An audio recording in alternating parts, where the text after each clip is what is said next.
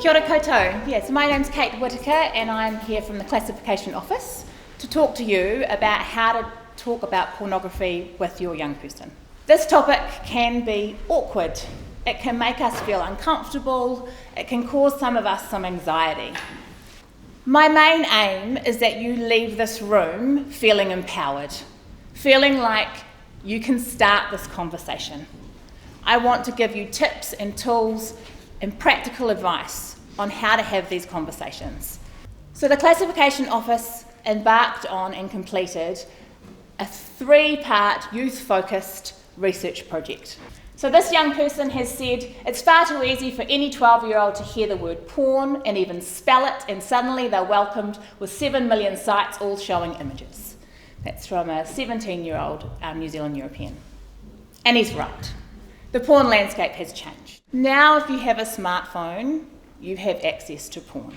And what we do know from the research is that 1 in 4 young New Zealanders have seen porn by the age of 12, and 71% of those weren't seeking it out.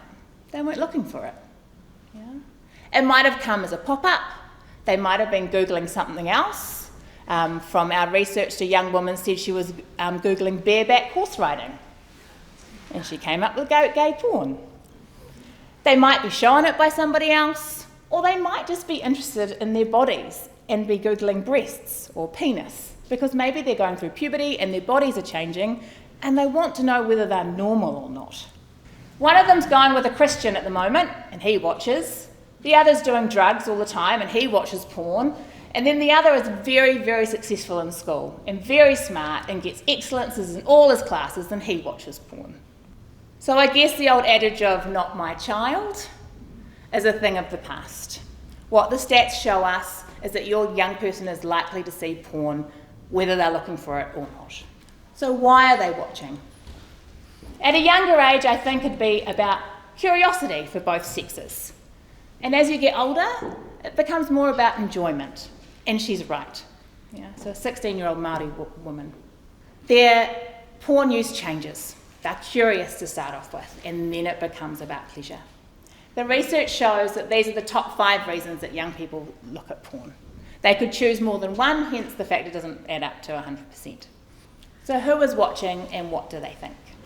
From the New Zealand Youth in Porn and the Growing Up with Porn, we spoke with people of diverse genders, but for this slide I'm specifically going to be looking at boys and girls.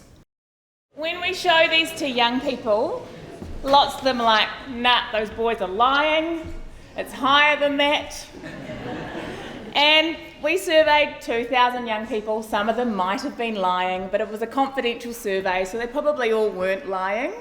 So it might also be a case of thinking, you know, everybody's having sex when they're not. Yeah. And 58% of those were girls. We know that girls masturbate and watch porn the same as men. I'm hoping women won't be shamed for it like men aren't shamed for it. This really hits me, this quote. Yeah. We all expect that young men will be watching porn, but there are young women seeing it too. And because we have this expectation that young women won't be watching porn, or they're less likely to be watching porn, or maybe they shouldn't be watching porn, we're creating all the shame and guilt. And I think that we really need to remember this when we engage in these conversations. We need to try as much as we can to take the gender out of the conversation. And all through the research, if you read that, Growing Up with Porn, they talk about that. Young women especially talk about that. Yeah. If you're not supposed to be seeing it, you're not going to talk to anyone about it because you're not supposed to see it. Yeah? And boys, they're supposed to see it, but they're supposed to joke about it.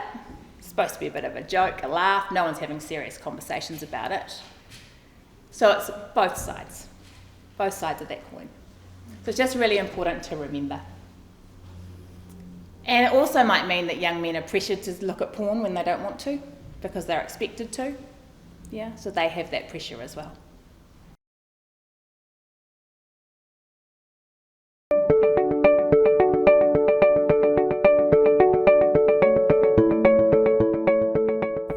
We asked young people across Aotearoa about their views on pornography.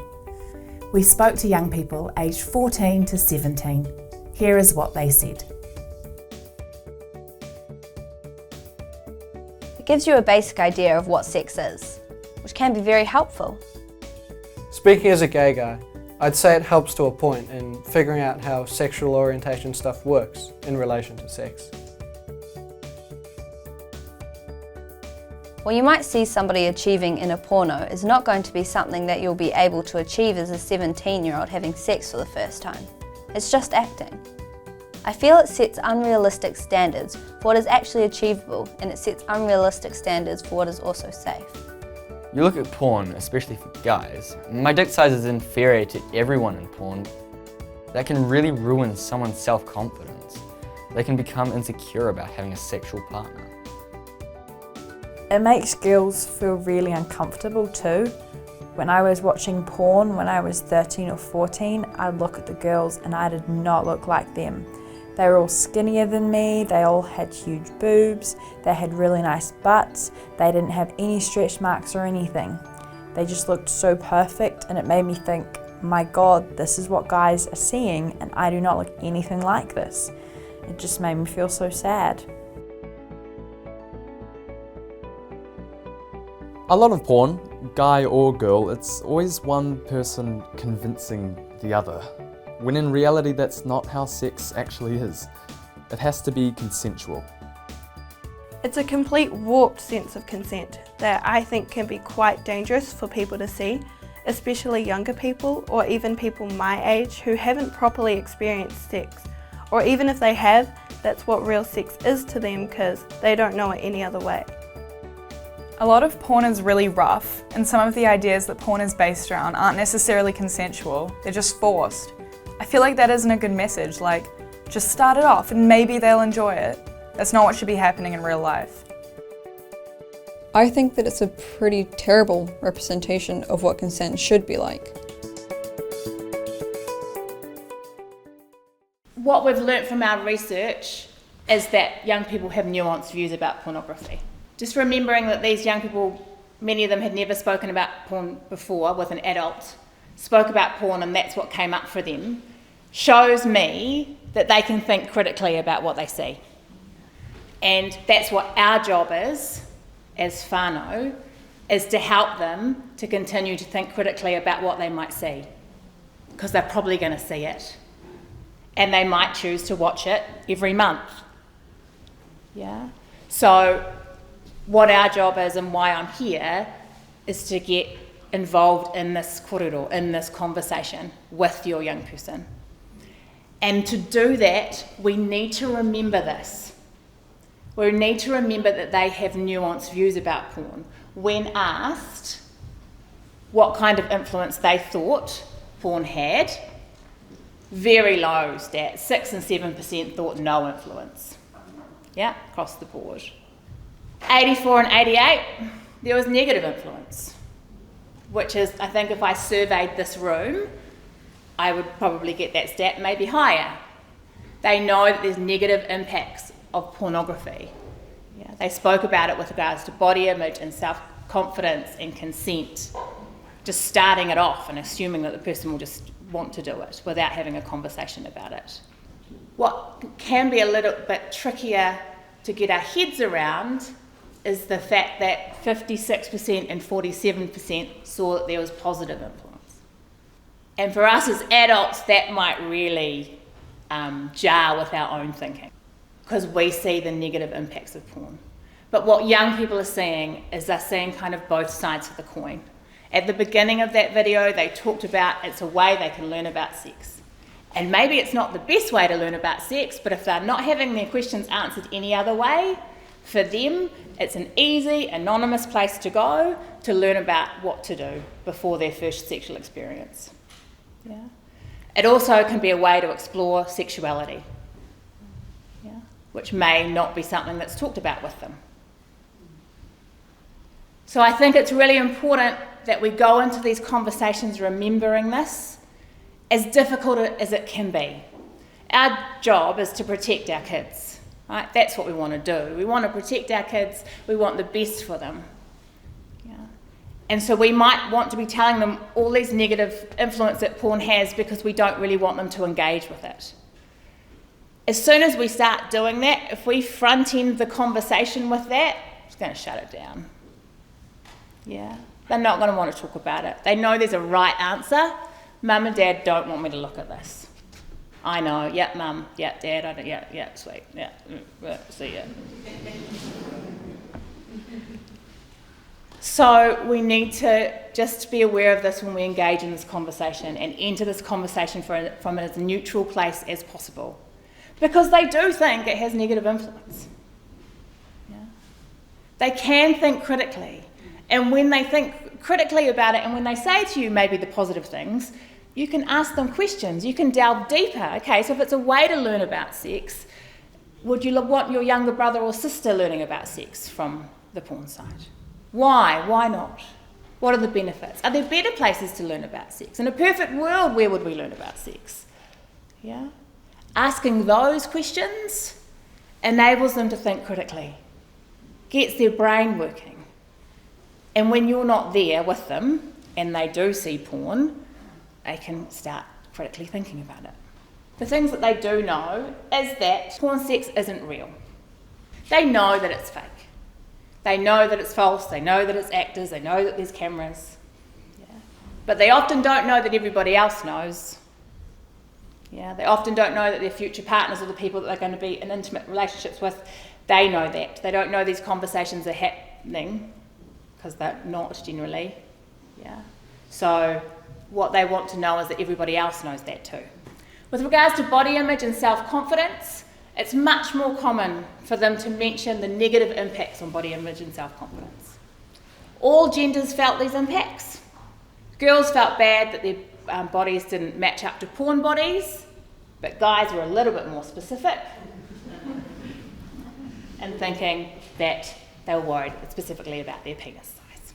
I was in a classroom doing an exercise with a group of young men. It was a single-sex school and they were year 12, and we were doing a real-world, media-world exercise. So they would get statements and they would choose where that statement came from. Where did that expectation or belief come from? Did it come from the real world, the media world, both of those worlds, or neither of those worlds? Now, one of the statements was, it's important to have a very large penis. These young men had popped that into the real world. That's where they thought it came from. So I went over and I engaged in a conversation. I said, can you tell me about that card? Oh, it's just important. Okay. Who's it important to? Oh, girls. It's important to girls. How do you know? Have you asked them? No. Have you done a survey? No.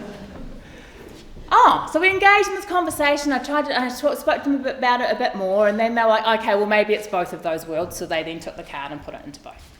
I then walked away, and they moved it back. And I don't think they were doing that to irk me. I like to believe that. They weren't.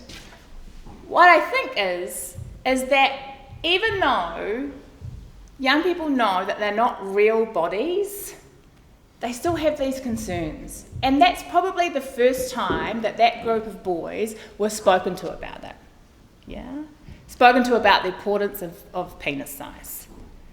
And so what was coming from the media was just so overt that they thought it was coming from the real world, and that's what's important. So that's the first conversation they had. They needed to continue to have conversations like that, yeah, to be able to develop their critical thinking, and to be able to see that it's not important to have a very large penis. Because I did ask them, how about large is very large? I mean, it's not even large, it's a very large penis. So it's just really important for us to remember that when we're engaging in these conversations. They're not a one-off conversation. Sorry. You don't get to go home and tick that parenting box. Great. It's something that happens little and often, and it changes with the age and stage of your child. Yeah, and we will talk a little bit about that as we move forward. So, sex and relationships. Most young people talked about gender roles seen in porn as having influence on both boys and girls. They saw that men were likely to be dominant and women were likely to be submissive. Another conversation that I've engaged with young people is, okay, so if the guy is supposed to be dominant and he's never had sex for the first time, how does he know what to do? I don't know, he just pretends. I'm like, okay, so if he's pretending to know what to do, he's pretending to be dominant, and is he doing that even if he doesn't want to be? Well, yeah, because that's the expectation, okay? So he's pretending to be dominant and know exactly what to do, and the young woman is pretending to have the time of her life. Because that's what's seen in porn, right?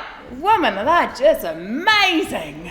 Yeah? So she's pretending, no matter what he does, to be having the absolute time of her life. He's pretending to know what the hell he's doing. So what is this like? And the young people tell me, well, it's not very good sex. No one's having a very good time. Yeah? There's no conversation happening. Yeah? So it's those sorts of conversations that can really help them start thinking critically.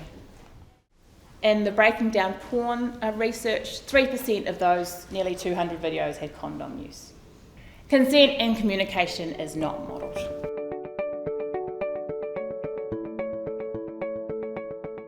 Now the positives. They thought it was a way to learn about sex and bodies. Many believed that they would try something that they thought their partner might enjoy, which is positive.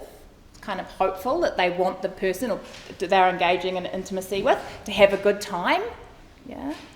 These top two can also be problematic, as we talked about before. Right? If this is the place they're learning about sex and bodies, yeah, with no consent and unrealistic expectation about body image, and also maybe they want to try something new that actually the person in the video looks like they're having a really great time, but in real life it may not feel that way, and they're not talking about it. Maybe they're just trying it. It can be a way to explore sexual identity, as the young man talked about at the beginning of that video, and it's great for sexual pleasure and masturbation, which is a big part of why porn exists. So we just need to remember these. Yeah, there's lots more negatives that we just talked about. These positives do exist for young people. Yeah? We need to just remember to be talking with them and hearing what they have to say.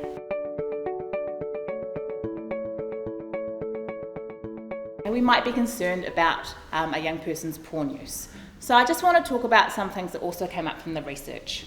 What we know is that their use changes over time. It's uncommon for young people to seek out aggressive content.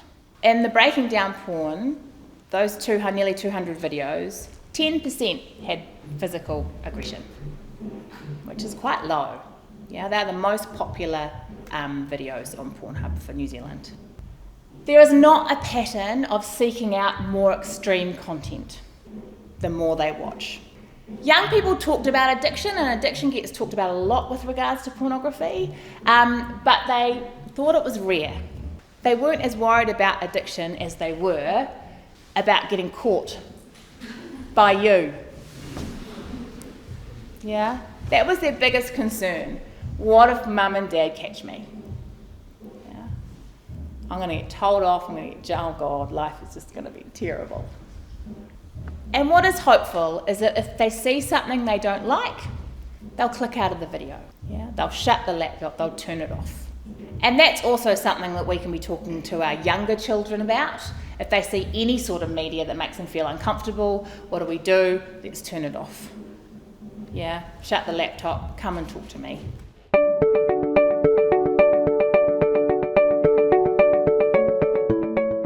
We asked young people across Aotearoa about their views on pornography. We spoke to young people aged 14 to 17. Here is what they said. I don't talk about it with my parents or the adults in my life because I don't feel comfortable talking about something that I feel like I'd get told off for. I'll get judged for it. We don't want you to just look away and ignore it and just hope it doesn't exist. If you're really that worried about it, sit your own kids down. Have a little chat with them about it. She'll be sweet as. I feel like adults are like, it's very bad, but I've just never heard them say why. I think just more education around it, just anywhere and everywhere. I think people need to talk about it a bit more, make it less taboo. without making people feel like they should be ashamed of seeing it. I think education around it and why it could be damaging or dangerous and why it might not be, because there are also positives to it, obviously. There's positives and negatives to everything. I feel like it needs to be a conversation, like the birds and the bees conversation and the period conversation. It shouldn't be uncomfortable to talk about. It's just another thing that happens. I reckon your parents should be making you feel like you can talk to them about anything. If they can talk to you about it, then you can pretty much talk to them about anything. I'm not blaming them, because I know it's a new thing and it's hard to know how to talk about it, to do it right. If you were going to talk to your children or whoever about it, then don't go straight to the bomb question like, do you watch porn? Maybe build a stable relationship before you just jump straight into the hard questions. Even if it's not a big in-depth talking about this, it's just like, do you? Do you know that it's not real? Are you treating your girlfriend right? Are you treating your boyfriend right? Do you need to talk about it? They need to remember when they were teenagers. They just need to step back to be able to look at the full picture. I think they need to sit down and have a proper conversation. It's a major comforter, being able to talk. So they want you to be open. This word open is a tricky one, right? What I think they mean is that they actually want you to be open to having the conversation, to be non-judgmental. They feel really judged. There's huge taboo around this. Yeah, when they've seen it, they're scared of getting caught by you. They don't know what your reaction's going to be. They're worried about being judged. They want to make it a normal conversation, remove the stigma around it. We talk about it in our whānau, other people talk about it in their whānau, it's just a normal conversation that happens. They need to trust you, yeah, which is really important. You need to be empathetic, as that young woman said. Remember when you were a teenager, yeah? Have empathy. Ask questions and don't lecture. Tricky. Tricky because we're going into this with best intentions, yeah?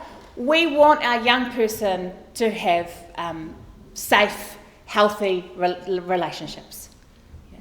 So we've got a whole lot of things that we want to get into this conversation and say this, and this. If I don't get it all out, I'm going to stuff it up, yeah? So it becomes a bit of a lecture. And the young person's like, yeah, okay, whatever. And they don't feel heard, yeah? Because we need to listen to them. We need to listen to what they have to say, and we need to ask questions so that they can develop their critical thinking skills. Because they'll get there. 88% know that there's negative impacts in porn. It's better that they tell you what they are instead of you telling them what they are. Yeah? It's a lot more productive in the conversation. So before we enter this conversation, we need to do a little bit of self-reflection.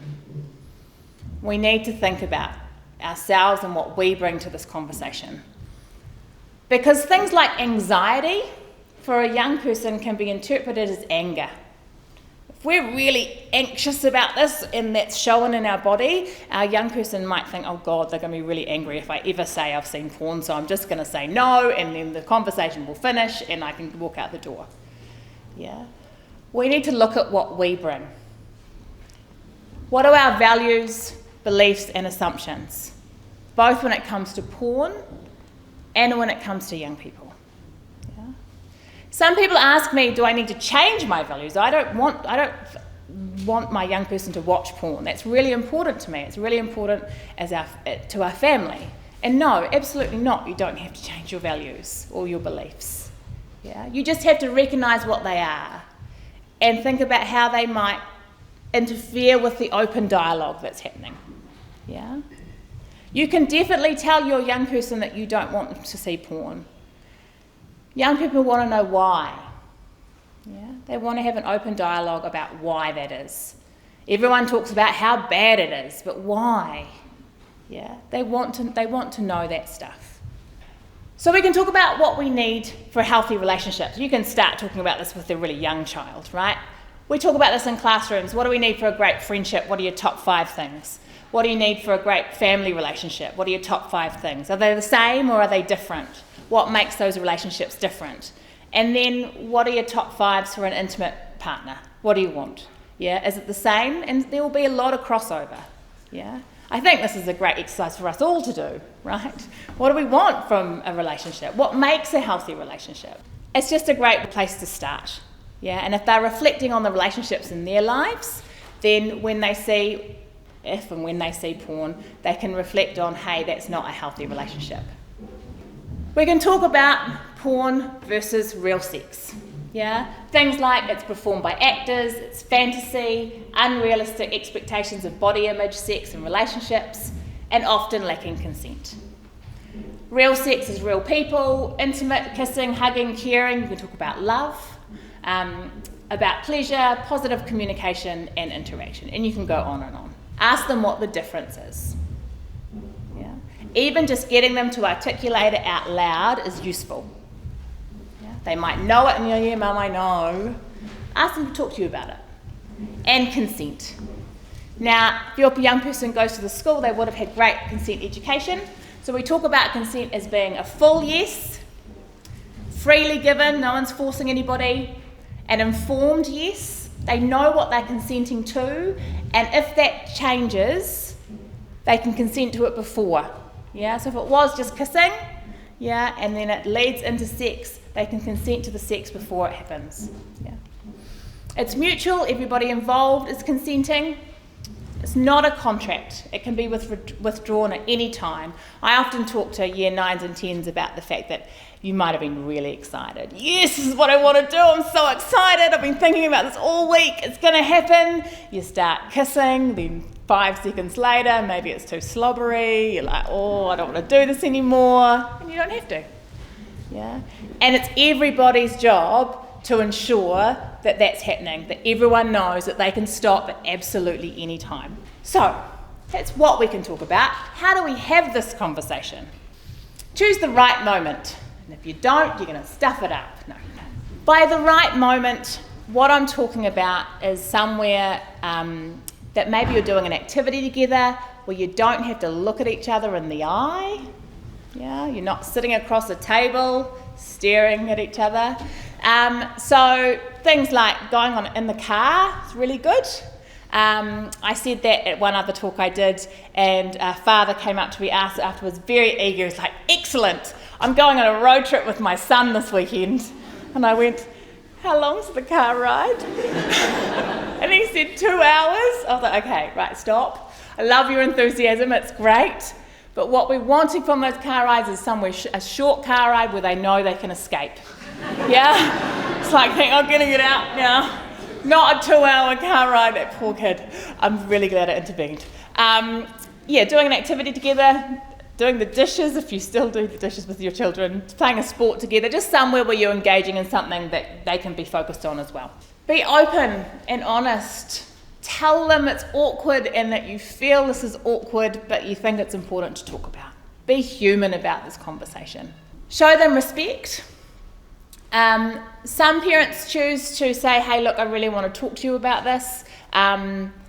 We could do it now, or we could do it tomorrow when we're, going somewhere. And they'll often choose tomorrow because they're hoping it won't ever come. So that's an okay strategy as well if they're like, I'm really not in the mood right now. But make sure you follow up with the other time that you chose. Yeah, otherwise they'll just weasel their way out of it. Actively listen. You need to really be listening, and that can be hard. Yeah, when we've got these things that we want to get through to our young person. But remember, it's not a one-off conversation. Take the pressure off. Yeah, it's something that happens little and often. And if it all explodes and you don't get it right, it's okay. It's parenting. You get to do it again tomorrow. Learn from them. Ask them about things about consent. Be patient, as I said, not a one-off conversation. And think about the age and stage of your child.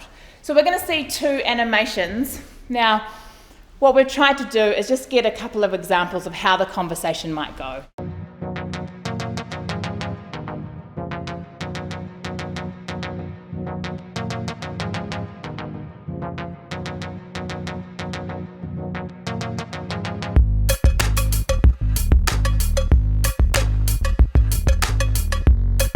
What are you watching? Music videos. Can I watch too? Sure. So, what do you think this says about women? They're pretty and skinny, and they've great clothes and hair, and guys like them. Do you think all women need to look like that for people to like them? No. What makes you think that? Well, you don't look like that, and Dad always tells you you're beautiful. Yeah, you're right. So, what we see online isn't always like real life. No. When you're online, you might see images or videos that you don't mean to. Like, you might see naked bodies or people having sex. Ew. Yeah, it can be gross. This is called pornography or porn. Have you heard of that? I think so. Just like a music video isn't real, neither is porn, and it's made for adults, not kids. Okay. Sometimes it can show really unhealthy relationships and people not treating each other very nicely. So I'd really like it if you ever see anything that's confusing or makes you feel upset that you come and talk to me about it. Okay, Mum.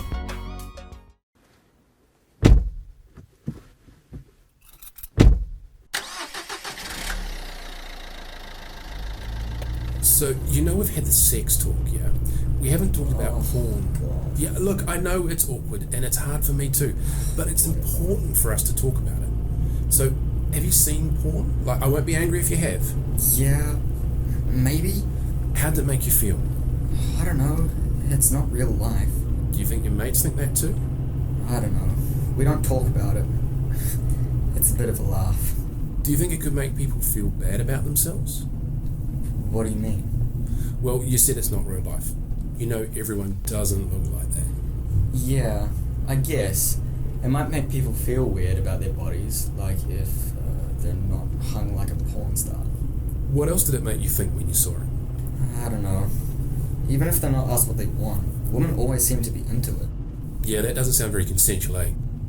Look, thanks, mate. You know if you ever see anything online that you want to talk about, you can just ask me, eh? Yeah, thanks. So how do we start the conversation? Use teachable moments. This talk, for example. Articles in the newspaper. There's lots of articles about consent. The animations. You could even just email that animation about the young people talking about why they watch porn and what they think the impacts of pornography are. Even if they don't talk to you about it, some of that stuff will be sinking in a little bit. Yeah? So show them that and ask them questions. Do you think this is realistic? Yeah? Do you think this is true for your peer group? Talk about the messages that they see in music videos, TV, films that can be similar to pornography, like gender roles, for example, lack of consent. Ask what they think the impacts of viewing pornography can have on younger siblings, younger family friends, because that makes the conversation not about them and about somebody else. So what not to do? Make any assumptions. Talk about the issues in a gendered way. Remember we talked about that at the very beginning? Yeah, young women do watch porn and not all boys watch porn. Don't lecture, hard, tricky. Don't forget to listen, also difficult when we're trying to get our points out. But remember, it's not a one-off conversation. If given the chance, they can think about things critically. If aided and supported by you with the right questions, they can do it. You need to start the conversation. Sorry, it's you. Yeah, they're unlikely to come and talk to you about it.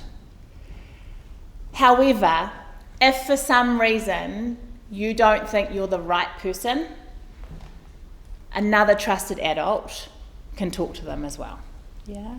If for some reason, something might be happening in your relationship right now that you don't think you're that person, as long as there's some trusted adult, that's a great start. You will fail, they will grunt at you, they will run away, they will go, stop talking to me about this, mum, you don't know anything. Try and try again. Don't give up. Show them that you're not going to give up, that you think this is important and you want to talk about this. Thank you so much for coming out on this terribly freezing cold evening. Your kids aren't going to thank you for it, but you're doing a really great job. So kia ora.